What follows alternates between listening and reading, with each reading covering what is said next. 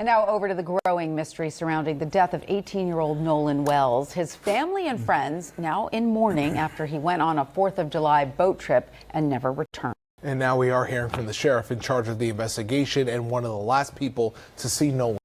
All right, so ABC's Aaron Katersky went immediately into Mississippi. It's in the place where Nolan spent his final hours of life. Hey, Aaron.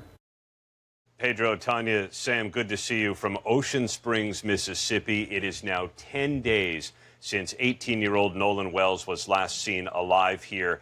And the mystery surrounding his death is really putting pressure on the authorities. It's fueling speculation and mistrust. We talked to the sheriff. He says he wants to be thorough, not fast. This morning, with a community clamoring for answers about the death of 18-year-old Nolan Wells during a July 4th boat trip with friends, the sheriff is asking for help and pleading for patience. I think it's important that we don't put ourselves on a timetable and that we don't rush ourselves. But I do think it's important to be diligent in gathering all the facts. That's what the family deserves.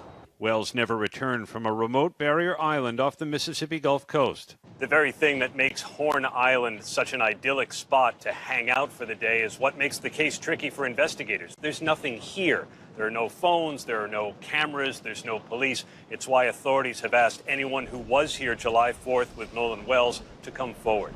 Even if you may think that it might be insignificant, every little bit helps. And that may be a bigger contribution than you think to this case. Could be a public tip that breaks it open for you. Exactly. A close friend of Wells, Trayston Shepard, says the group spent the day swimming and drinking. Well, we were just having fun all day, and then as the day went on, people started to drink more, and people started to get more drunk.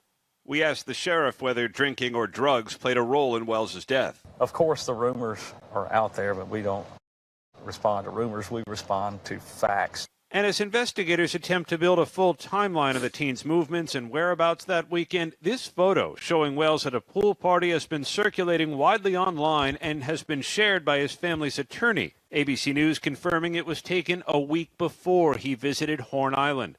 Authorities initially suspect Wells drowned, although the results of autopsies by both officials and the one the family ordered are pending. On our visit to the island, we heard from a local boat captain about how the scenic haven could quickly turn treacherous. Down there at the end of the west end of the island, yeah, there's a current that can, get you really quick, and it gets deep. So if you're an experienced swimmer, even that area of the island could be a little dodgy? Yes, especially with the current down there at the very end. It kind of eddies. If you're out there trying to swim that deep, yeah. His parents are now planning a funeral for their son, which his mother, Christine, said does not feel real. She posted overnight saying all of her emotions are running together, and that post concluded, "We miss you so much, Nolan."